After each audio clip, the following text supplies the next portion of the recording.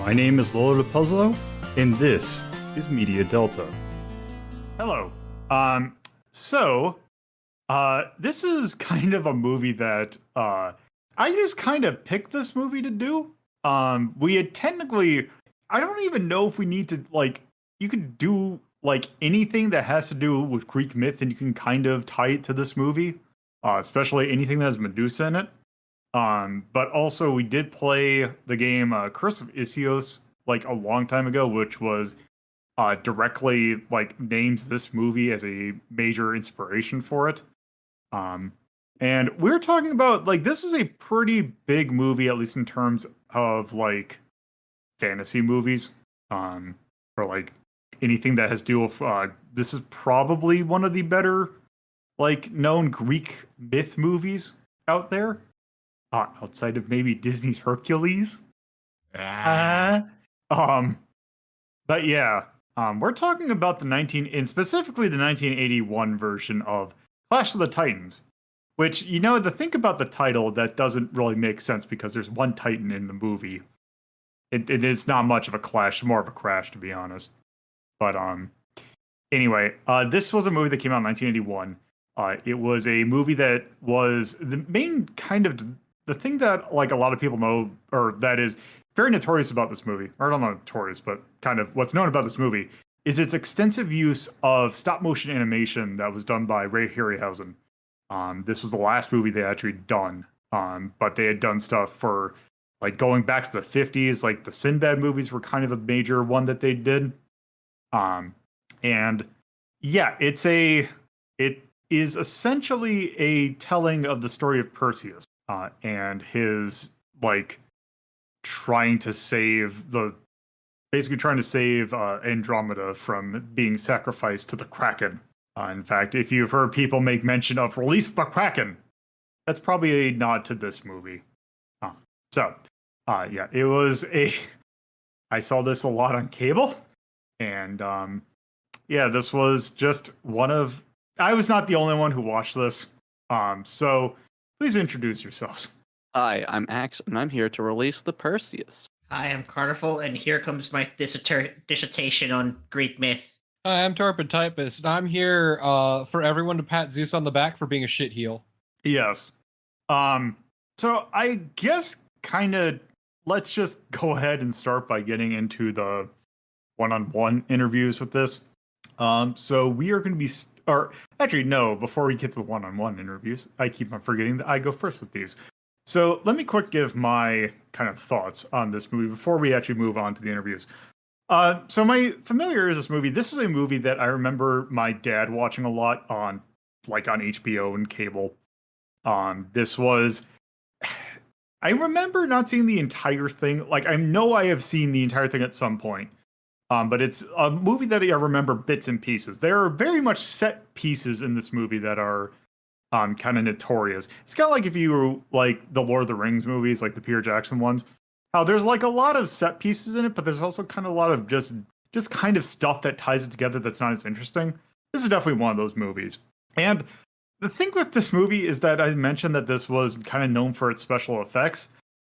The special effects, from a practical standpoint, are really impressive.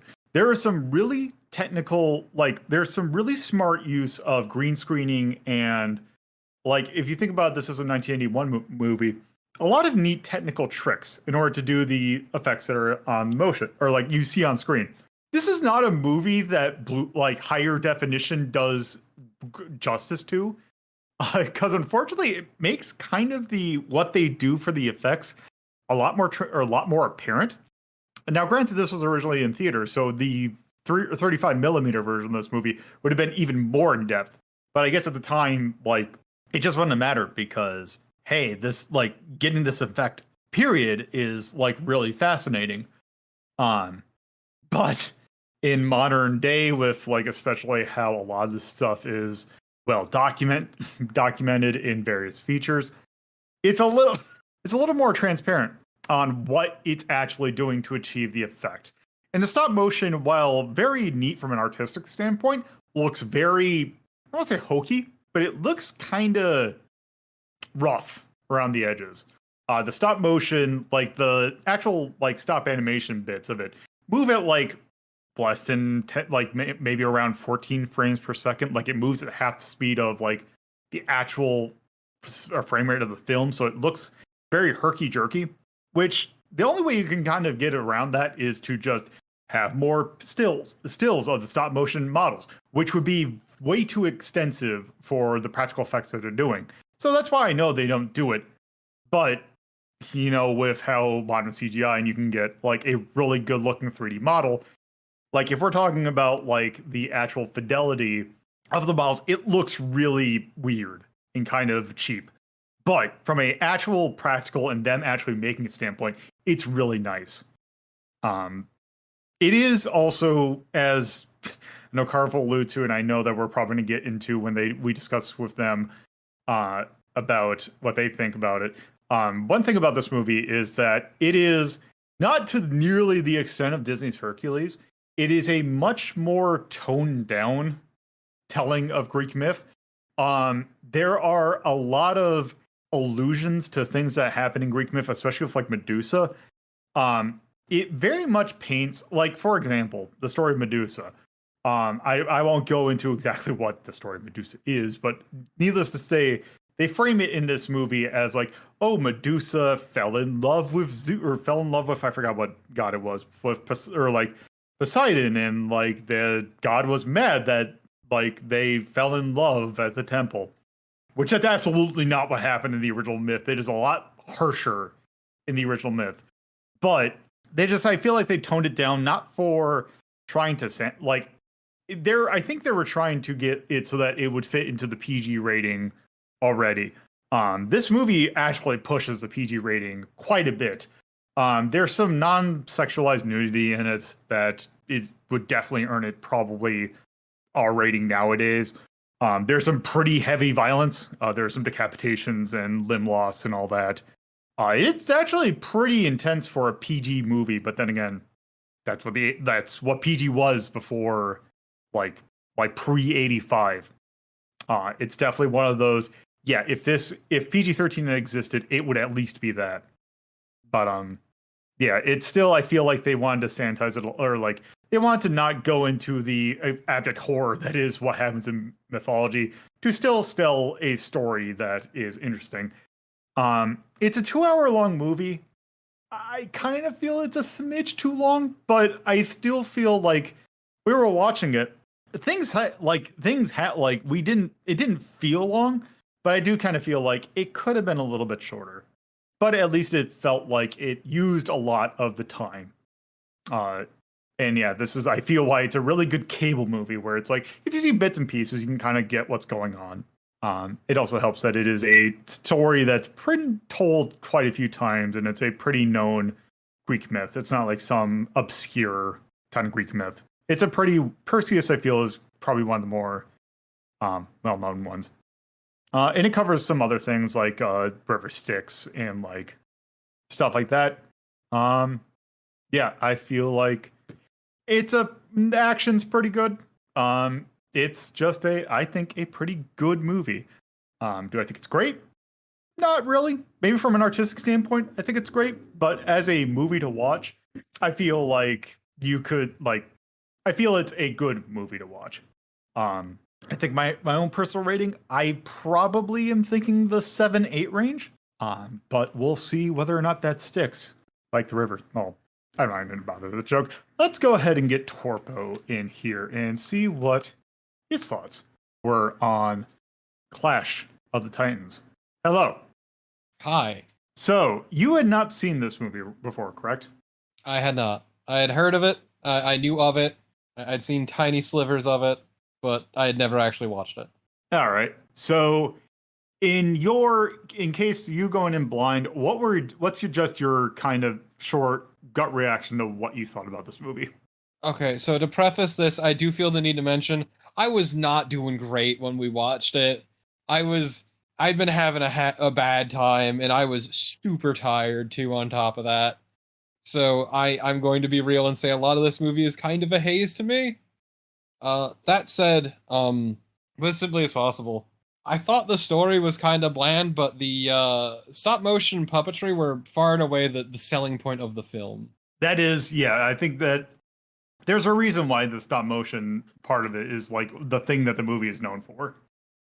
It is a movie about Zeus being a shitheel and being rewarded for it, basically. Pretty much. Which is, there's a number of Greek myth that you could probably tell that basically is that same exact thing, isn't it?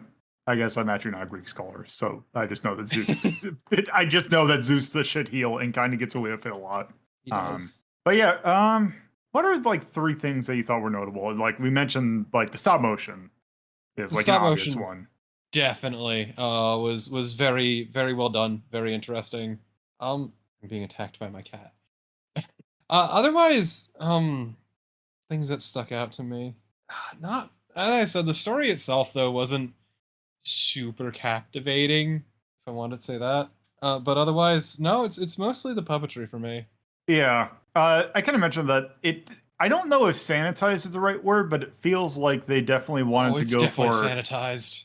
it. Is well, it's sanitized in that I don't think they wanted to go into the things that would get the movie a hard not well in R at that point. Yeah, it was a weird case of like Zeus gets away with being a massive dick the whole way through, deliberately fucking over other people in blatant shows of favoritism, and it turns out for the best, I guess. Yeah, yeah. I that is an accurate take on what happened in the movie.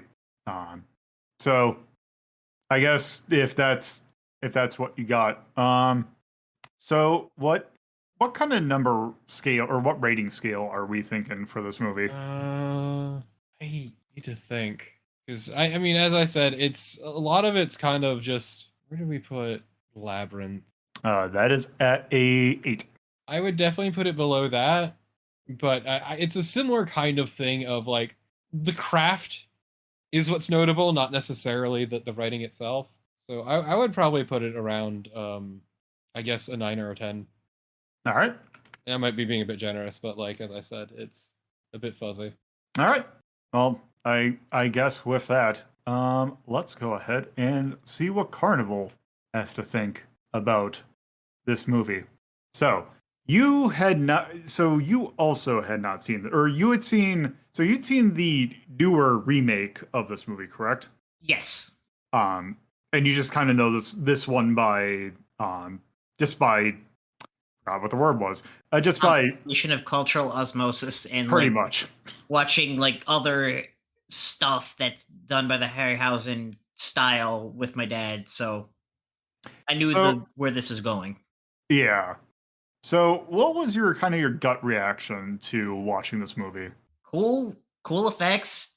Honestly, the remake is pretty much a 1-for-1 remake, except with effects that are technically better but less like impressive. Yeah. Like it is the kind of thing that if you could do this movie from a quote unquote more technically not competent, but more technically flashy way, but I also would lose a lot of the charm of it because the stop motion is the charm of this movie. Yes. Also, the remake is kind of goes for a bit of a grittier, gotta get that kind of grit and grime feel to it, and it's like, no, please, no, why are you doing this? Yeah. So if you could think of if you could think of like 3 things that you thought were notable about this one, what would they be? Rob 2, 3. Probably the first one, as probably was previously mentioned multiple times, amazing stop motion work, very interesting sets, and I'll say, in terms of attitude, pretty correct interpretation of how the Greeks viewed their gods, if not in the details. Yeah, because I feel like I know Torpo mentioned a little bit. I don't know, like I was not wondering if like sanitize is a bit too harsh of a term, but it does definitely leave out some of the aspects of the Greek myth. But I mean, feel like it gets rid of the things that any sort of thing that's going to touch on them is going to get rid of, just because of like, no, we're not going to bring up the fact that Poseidon raped Medusa in Athena's temple and was victim blamed. They're not going to just bring that up in most modern stuff if that's aimed for the just general audience that this movie was aimed for. Or yeah. they just, hey, Zeus is is a terrible person by our standards. So we're gonna quietly sweep that under the rug because there's a lot of questioning to that's like, no, we're here to have a story. Let's go.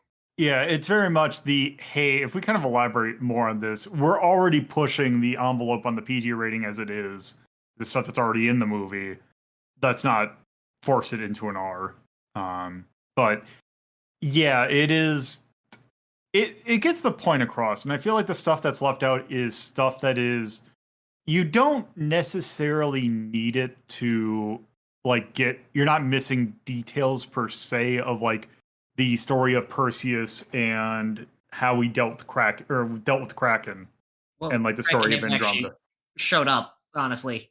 Well, it did, but it's not like the knowing the backstory of Medusa and like the more gritty, like the more horrific details of that story, the stuff they left out. That's not going to affect Right. the flow of the story. Sorry, I was like, no, wait, the Kraken. The Kraken's Oh, the thing. the Kraken definitely shows up, even though it's not maybe for as much as you'd expect. No. Like, that's the thing is like, no, the Kraken is actually more of a Norse myth thing. Like, no, when Perseus gets the Medusa hit, he just becomes king because he stones the other person that was going to become king and just takes over. Like, that's it. We don't have this big Kraken finish. Oh, yeah.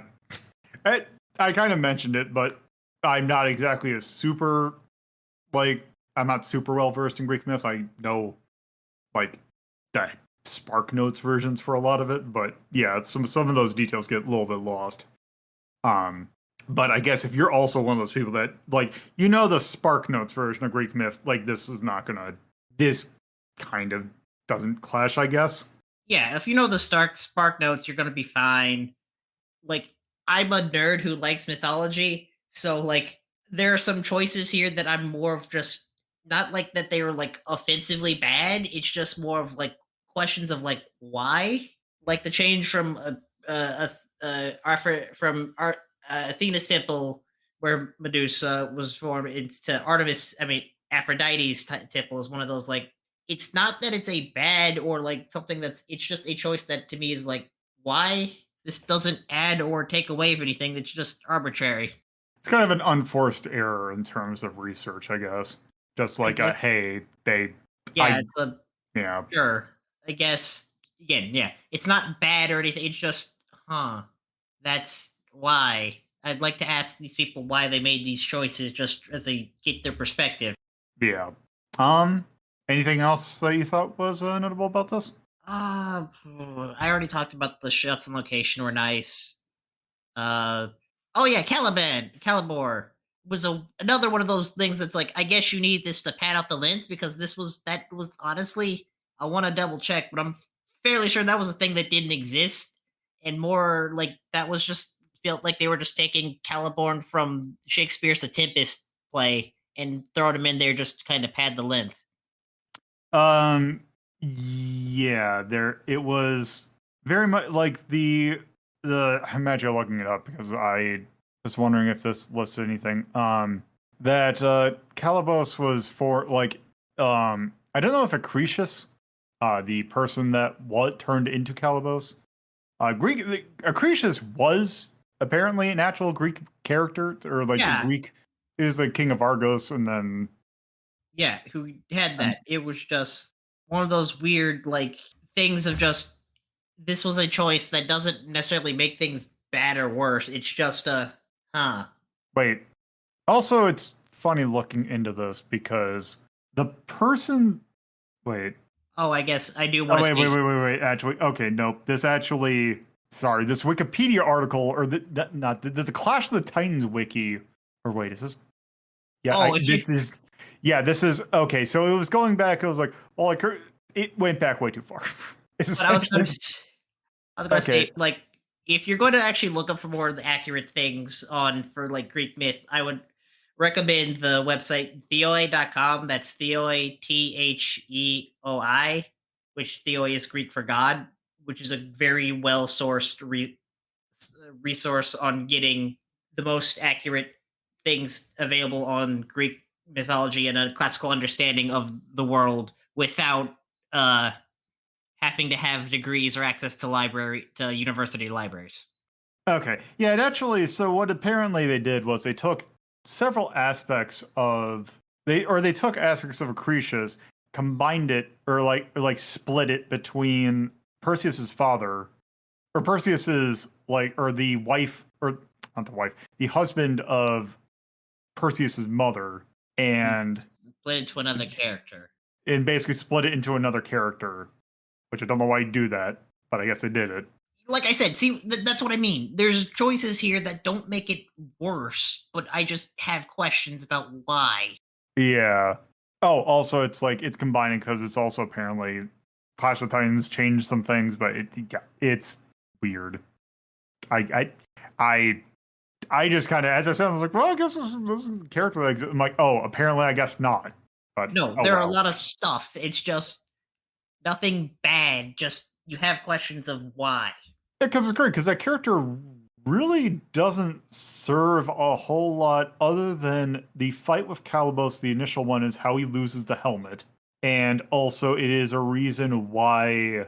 Well, actually, it's not even because they pissed off Thetis. The reason that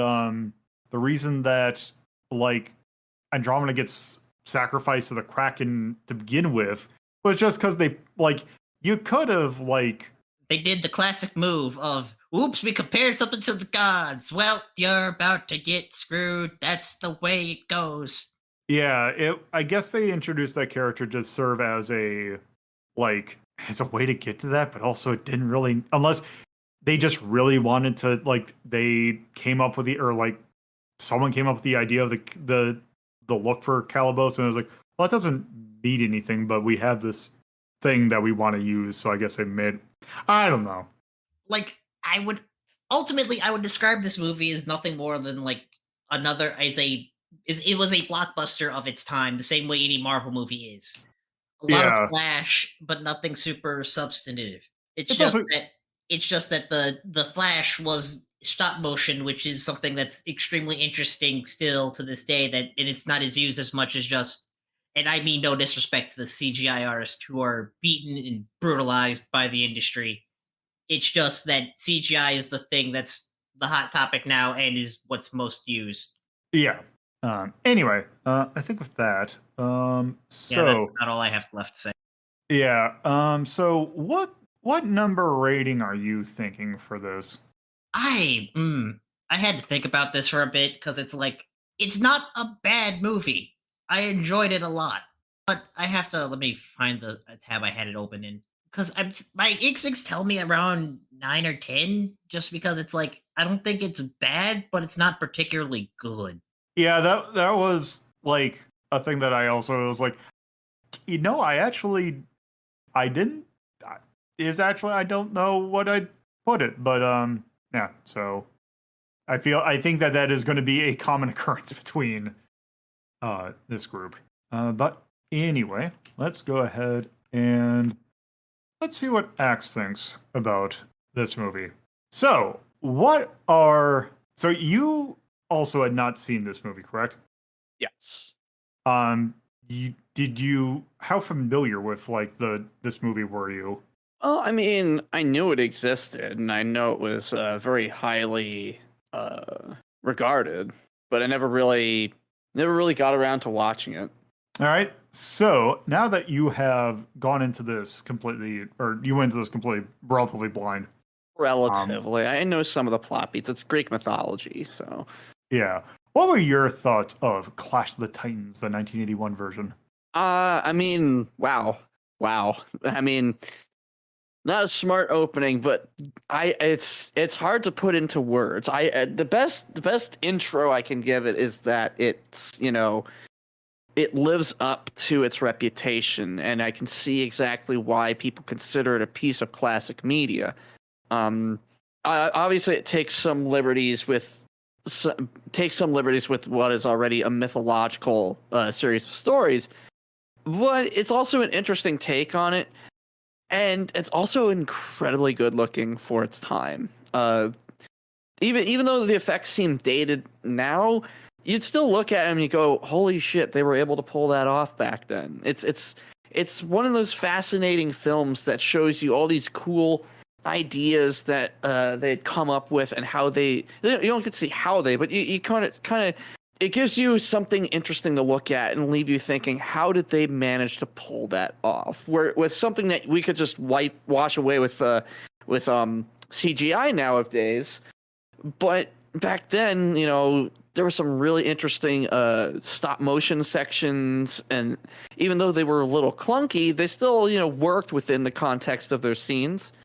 The overall plot is very Greek mythology, because it is Greek mythology.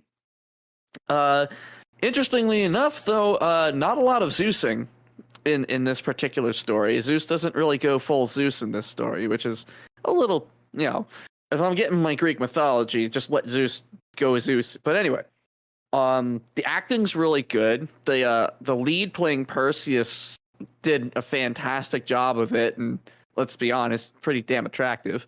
So that's a point in their favor.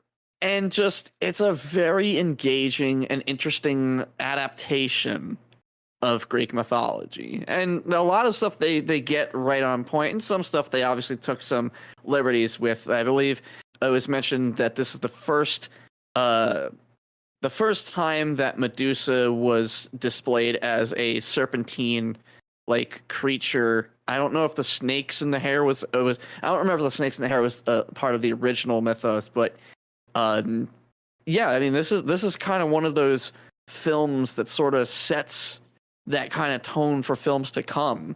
Giving rise to Release the Kraken, which, funnily enough, in the movie is spoken very just plainly. There's no shouting, there's no bombacity, there's no exuberance behind it. It's just, all right, release the Kraken. It's such a standard line, and yet it became a thing. It became its own meme. So much so that it was recreated in a way in one of the Pirates of the Caribbean films, like 2 or 3. And the Kraken fights kind of a letdown, because there's this build up to this creature, this terrifying being, and it looks the way it does. It's sort of like it loses a lot of the punch that was coming up behind it and the legend behind it. But even still, fantastic use of, I think it was only stop motion, or was that claymation? It was stop motion. Right. So it's a fantastic use of the medium, and even still today, I think it holds up fairly well. All right. Was there anything else you wanted to specifically call out about this movie? I do have to give it praise for, despite being, I think it's just shy of 2 hours long, it didn't feel like that. It didn't feel like it was 2 hours long. It had a really good concept of pacing that kept the movie going, and it was over as just as quickly as it started, which is also good because it wasn't boring. And it wasn't it wasn't like another movie we watched where every scene is nothing but stress all the time. It was a nice balance in the middle of action, break, action, break. All right. Anything else? I mean, no. This is a legendary film, and there's a good reason why it is considered such. All right. What is the ranking that you'd give? I would say my ceiling is 2, floor is 3. All right. Okay, so I guess with that, let's go ahead and get everyone together, and let's have a big old group discussion of what we all thought about this movie. Happy to have a goop discussion. Yes, a very goopy discussion. Work.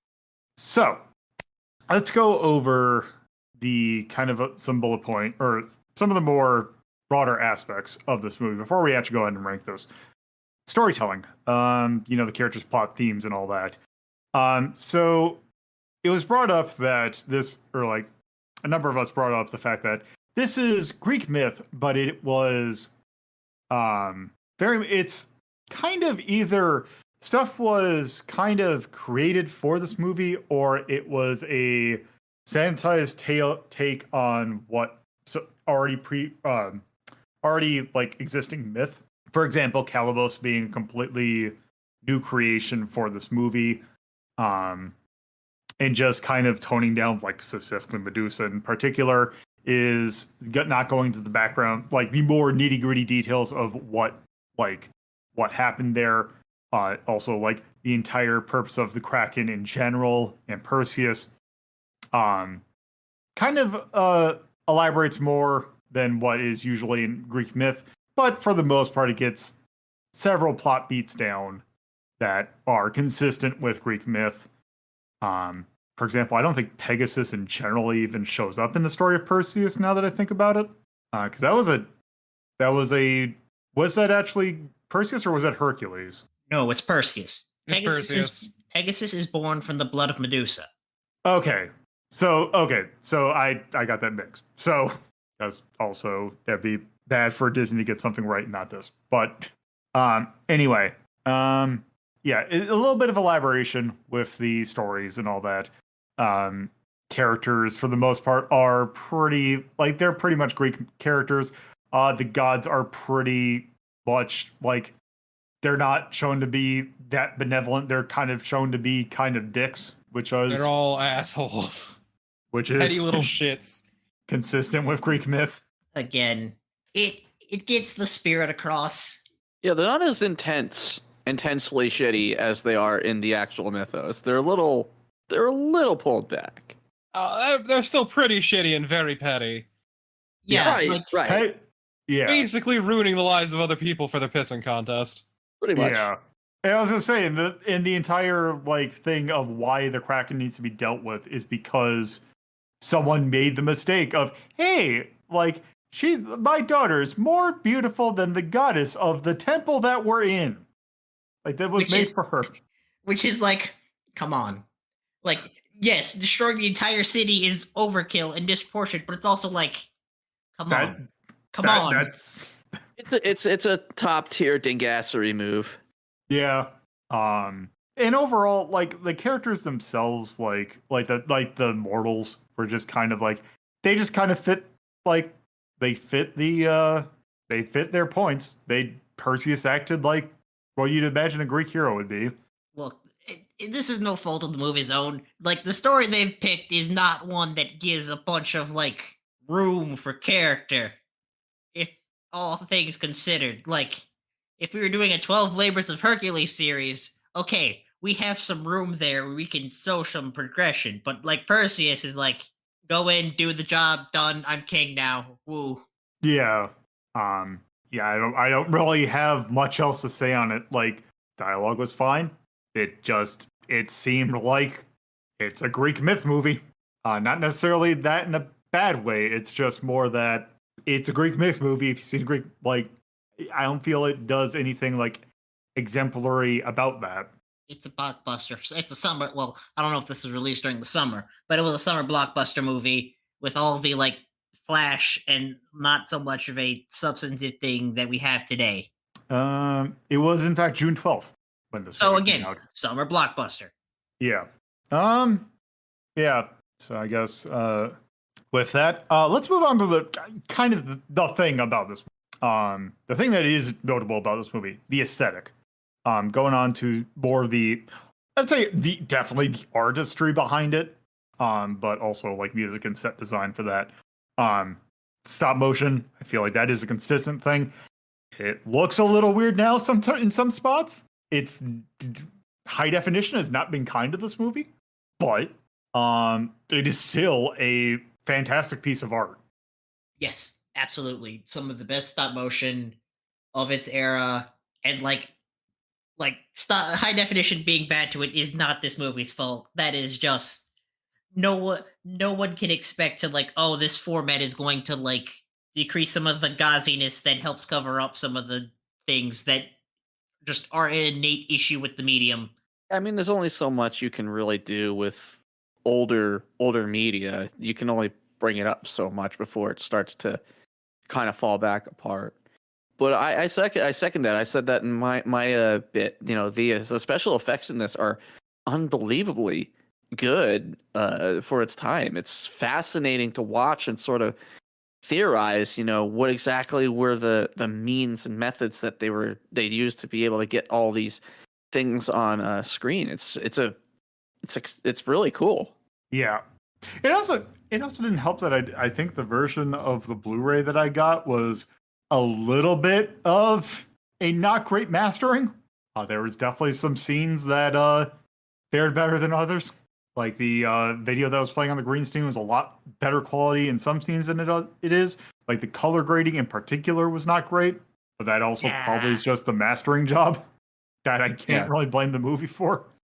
Yeah, there was a couple of scenes at the start where it looked like somebody had smeared Vaseline on the screen. I don't know how much of it was the original version, how much of it was just, the upscaling and changes they made for the Blu-ray release. I think that one was more of a style choice of that era more than the upscaling. In spite of all that, it was still very, very good. Yeah, that is definitely the most notable thing about this movie. I guess if anyone doesn't have anything else to say, we can go on to this was something that kind of got brought up a little bit. The performances in this movie, the casting, the acting, and all that. The cast in this movie is an interesting bunch. No one like there is one very well-known actor in this movie. I would guess there was there's a couple like major like A-list actors in this movie. Laurence Olivier's Zeus in particular. Even though apparently he was sick very much during the production of this movie, Laurence Olivier's Zeus was pretty interesting. At least you could definitely do worse as a Zeus. Also, Burgess Meredith, I completely forgot was in this movie as kind of Perseus's little advisor person, Ammon. He was very much a Burgess Meredith character. But also other actors, Harry Hamlin as Perseus did a pretty good job. Also a funny in hindsight Maggie Smith appearance as the goddess Thetis. She does a good job being that kind of goddess character. But others like Ursula Andress as Aphrodite, which apparently she was like given like high billing. She has one line in this movie. I guess that's just what being Ursula Andress like. I guess that was just there for the namesake, even though she wasn't in that movie that much. Cian Phillips is a name that I recognize from also another. Actually, that's not. I hate the thing that I keep on confusing it with Greek and Roman mythology, but she was also Cassiopeia, the person who actually causes this entire thing to happen. She was also in I Claudius, where she did a good job there. But also that's most of the names that at least I recognize from my familiarity with like old media. Everyone did a pretty competent job. I don't think anyone did a bad job. In fact, actually, speaking of the character of Calibos, the actor who played it, I believe, there was something about them doing actually doing a good enough job at getting or championing them to give Calibos lines, because originally Calibos wasn't even going to have any lines to begin with, but Neil McCarthy did apparently a really good job for a character that they weren't even originally going to have him have dialogue. And yeah, I don't think there's really anyone have any comments on. Nah, not really. Carpet. Not particular. The most notable thing about this was the stop motion puppetry, and that's Yeah, and we've kind of gone over the competency of like the editing. This movie is 2 hours, like kind of mentioned, it is 2 hours long. I feel like you could probably get rid of a little bit, but for the most part, it didn't feel that bad. It's not like a very draining 2.5 or 2 hour movie, because you can definitely get that. Yeah, like there's only about a little bit you could probably cut to speed it up, but otherwise it's well paced. Yeah, I thought so too. Not a lot of cruff in it. It's just, what little might not really be best in there is still kind of like, leave it in. Yeah. Yeah, that's pretty much this movie, I guess. It is just like, hey, it is a Greek myth movie. There you go. But some bits glossed over a little bit and some facts changed. Yeah, and good stop motion. It's very Good stop motion. Yeah, a good watch if you have nothing else to do. Yep, and it was the last movie that Ray Harryhausen had done. And it was a pretty good send off to that. Also, I brought off in their review, but this was the first Not necessarily the first case of Medusa snakes, apparently, but it was one of the first cases of Medusa overall as a serpentine being, which is a very popular portrayal of Well, Medusa. It's the defining portrayal. That's really all you see anymore whenever Medusa is brought up is a serpentine with snakes for hair. Well, the snakes for hair is definitely was Snakes for in hair the is apparently old. Is yes, that snake hair is in the original transcription of transformation of Medusa. It's more of the whole doesn't have legs, has scales all over. That's the more thing that this movie has helped popularize as an image. Because again, originally Medusa had wings as well and could fly. So yeah. Also apparently there was apparently whoever like the people were doing the I only mentioned this because I was looking up Calibos and I'm seeing some interesting pictures that remind me of something that I saw that apparently I forgot what the studio that did this, but the people who were behind Clash of Titans wanted this to be like a thing to compete with Star Wars and like produced a line of action figures because like the Kenner Star Wars action figures were such high sellers that there was like a Perseus and like a number of the people there. And Calbos one looks kind of horrifying. those just yep. Try to compete with Star Wars and merchandising. Fool's Gambit. Yeah. All this was this was the 80s, so who knows what that was. But still then I bet you this movie did amazing at the box office. The budget was 15 million. Gross worldwide was 40 million, so it definitely made its back its money and more so. So this was definitely a very successful movie. But I think with that, I think we're actually ready to rank this movie. So we're gonna rank this doing our normal 1 to 21 scale, with 1 being absolute mastercraft, can not very easy to improve it at all, to 21, which is pretty terrible and not even fun, ironically, to watch. So, for the most part, we all kind of had. I'm gonna have to do some averaging here. So let me actually go ahead and average this. So just to go ahead and say what the scales are. Torpo and Carnival, you had both the same rating. You both said 9 to 10. Nice. Axe, you said 2 to 3. What? I said I 7 liked it to a 8. lot. So let's go ahead and average that real quick and see where that gets us first. Okay, calculator, I opened it up 3 times. Okay, 7.5 plus 9.5 plus 9.5 plus 2.5. Does that divide that by 4 and you get? I messed that up. I put 75. That's why. Oh, God damn. You know what? Screw this. Let's start at 6. Actually, let's start at 5 because there we have some. We have the first blockbuster. Actually, if we're gonna compare other blockbusters to this, 5 we have Jaws, but also we have things like Adventure Moon and Valley, the first season of Game Center CX, Starcade, the Bugs Bunny Roadrunner movie, and The Running Man. I would watch a majority of those over this. Yeah, like Hmm. I even think Jaws is Jaws is a hard one to compare this to because it's the one that is the best comparison in this section because Jaws is the starter of the blockbuster. Yeah, also, I'm looking up at 4. That is definitely a hard. It is not getting above 4. I feel will like say this. I like the characters of Jaws significantly more than this movie's. it was true. Jaws is also 2.5 hours long. It Yeah, is two- 2.5 that hours one- long, unfortunately. That one, God, it's also that one because that one actually has cruft in it, but I feel like the things that are interesting in that movie are more interesting than the stuff that's in this. Outside of, like special effects. I think the story in Jaws is like when it is interesting is interesting. Yes, that it is an interest. It is a definitely like But all- I would probably watch Clash of Titans over Jaws, but that's a taste thing at this point. Where I think, But then again, think that's it- also one of the movies that's in 5 because I'm also looking at Running Man, and Running Man absolutely I'd watch over oh Clash yeah, of Titans. Yeah, Yeah, I no. would put Running Man over Clash of Titans, but I'd also put it over Jaws. And to be honest, I would rather watch Clash of the Titans than Jaws because Jaws unfortunately drags throughout most of the film.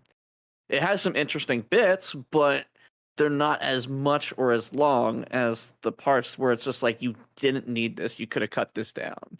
Though, Whereas I don't feel like there's any of those moments in Clash of the Titans. I still say this is Though, way too high for actually- Clash of the Titans. though if anything, actually, I think this is a more of an argument to push down Jaws than it is to push up Clash of the Yeah. Titans.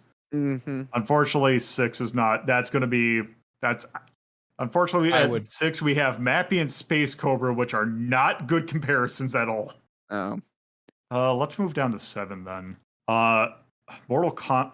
God, the only movie. We have Hunt for Red October and Mortal Kombat. That's a tough one because Mortal Kombat's very entertaining, whereas Clash of the Titans, I wouldn't say it's entertaining, but more of a fascination, an iconic film worth watching at least once. Where Yeah, I could throw on Mortal Kombat as like some popcorn garbage that if I want some background noise. I would definitely watch Mortal Kombat over this. So the problem that I have with this movie is the fact that it is simultaneously two things at once. It is an interesting art concept of how to actually pull off like the thing. Like you have Clash of the Titans as an art form, but also Clash of the Titans as a movie, because the art form bit of Clash of the Titans is fascinating. The story bit of Clash of the Titans is not.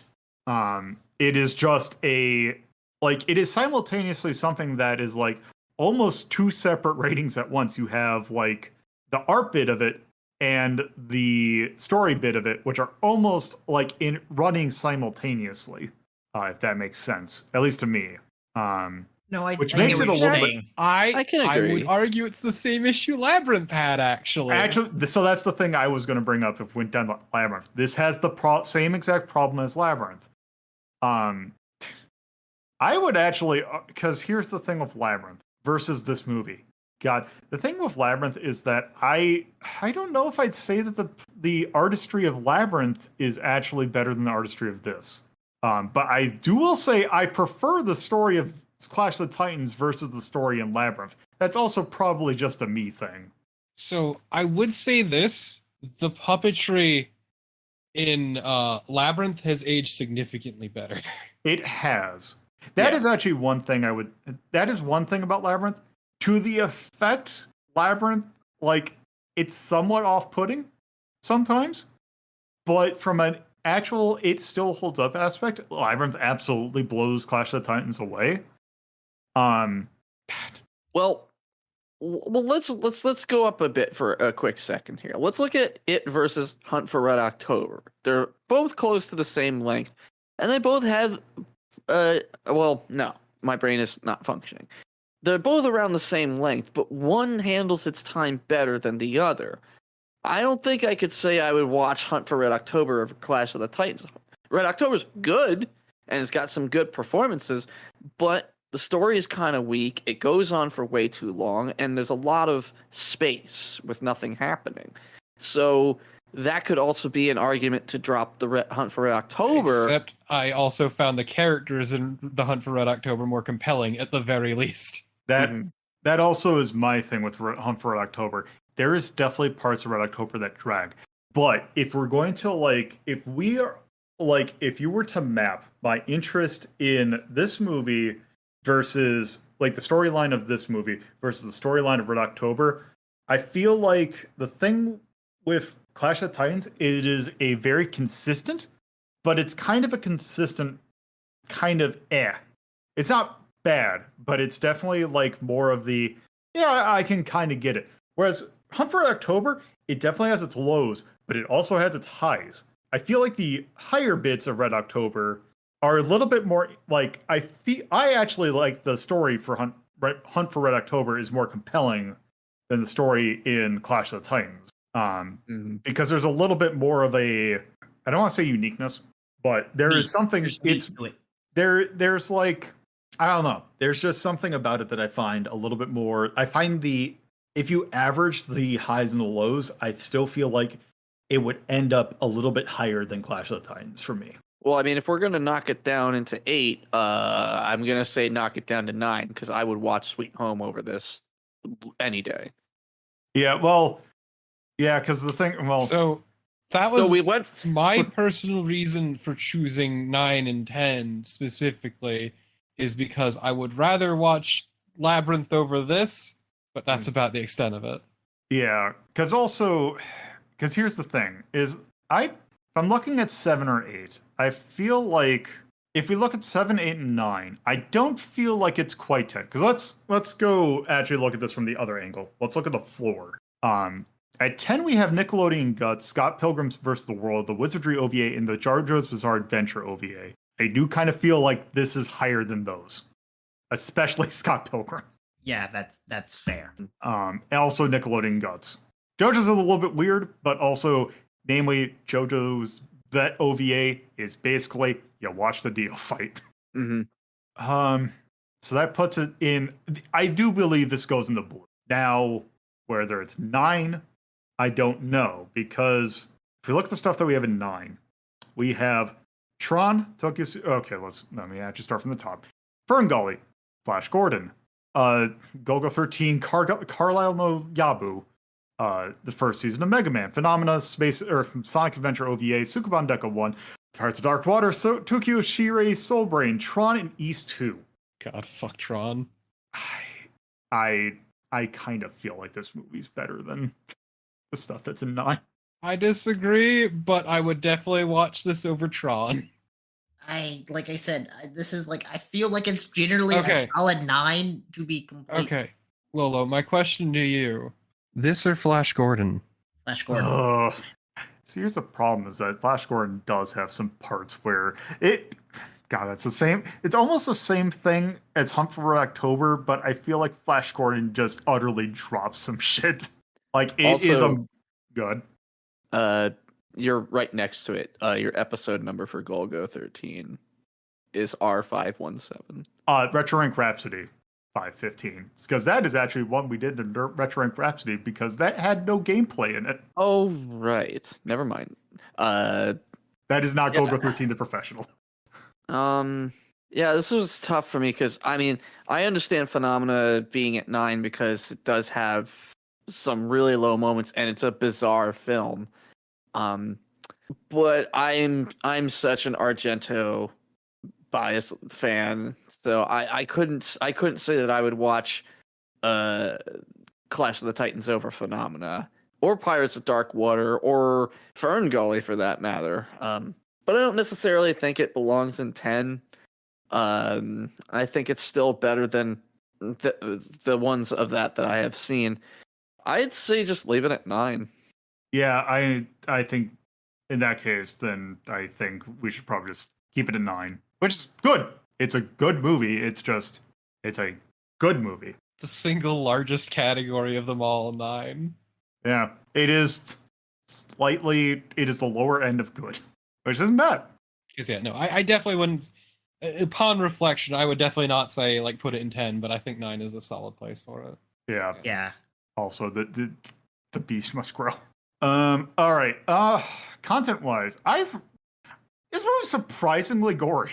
Also include nudity as well, just as another warning. So I was actually thinking about that, and part of me is wondering because all the nudity in this movie is non-sexualized, whereas Very tasteful. It's just nudity. Yes, I would just still say putting it as a warning for just if someone's going to put this, if someone's listening to this and just wants to put this on. A titty. That is true because also, like, I think I actually mentioned in my thing where it is that's right. PG meant something different in the 80s. Yes, like I always say. Go ahead. Oh, go ahead. It's not that I don't disagree with the whole like this isn't super like sexualized. It's just hey, it's there. Heads up, it's there just to give you a warning so you don't get surprised. Oh no, a titty. Oh, titties. Like I said, it's not a big deal, but it's just doing due diligence. Yeah. Nah, it checks out. Yeah, in that case, then yeah, I guess it is. Again, I find 80s PG fascinating. Anyway, anything we want to call out in music, charm, cinematography, storytelling, action, art? Art. Absolutely phenomenal. Art has to be it. I would also argue charm. Yes. Music, it wasn't bad. I barely remember it. I don't remember it at all. Storytelling is not bad, but it's cinematography. Cinematography also I'd probably give the thumbs up because You need the cinematography to get the stop motion to work, right? Yeah. And the action wasn't bad, but also like You're the fighting stop Hellhound fight motion. was a little weird. Yeah, and it was missing. Was it supposed to be Cerberus? I don't think it was necessarily supposed to be Cerberus. So the whole thing with that, why it only had 2 heads, was because Ray Harryhausen said, "Screw that! I'm not making a 3rd head. That is way too much work." Right. Yeah, it would have been too much work. So like, no, understandable. Yeah. I think I might just leave that blank. Anything for yay or nay? I can't really think of much. Because Made length- with abundant love. yeah. If you're going to do stop motion on any level of that, it's going to be made with abundant love. This is true. Watch, I guess whenever I do Wallace and Gromit, I can put that there. God, there has to have been a Wallace and Gromit game. I'm pretty sure there was. Is there one based on Chicken Run? I Feel think like there was it. a Game Boy Color game based on Chicken Run. Now that I think about it. Yeah, Chicken Yeah. Run had a game. I see. God, Oh, wait. Wallace and Gromit: The Curse of the Were-Rabbit did have a release on the Xbox. perfect. Also, the thing I remember about Chicken Run is having to do an essay in 7th grade about comparing Chicken Run. I feel like every kid who was in like middle school when that movie came out had to do an essay comparing that movie and the Holocaust themes in that movie. But yes, anything else? Oh, it's a good movie. Not that I can think of. Yeah, Nope. it is a good movie. Bag. So with that, before we head out, let's Abs, you want to plug something? Yes, the Autistic Self-Advocacy Network and your local SPCA or animal shelter. Please adopt, don't shop. All right, Carnival Your local bail or mutual aid fund. and Turbo. Twitch.tv/torpotypist and at torpotypist on Twitter, and I'm too lazy for a bit today. All right. So next up, I held what could have been the fastest poll to fill up in the history of me doing the polls, which meant that I have for you what we are going to do next. Next up is going to be a 2-parter. I'm already probably going to say that it is going to be a 2-parter. That is, we are heading into a very large franchise that is still actively getting new series in it. It is time for us to go. Actually, I would say this is. Well, no. Actually, I was going to say we'd go into Toku proper, but this is not. We already did. Metal Heroes is still Toku proper, but Yeah. we're heading into Kamen Rider land, and we are going to start our look at Kamen Rider Black, which is one of the more notorious series, I believe, from what I gathered.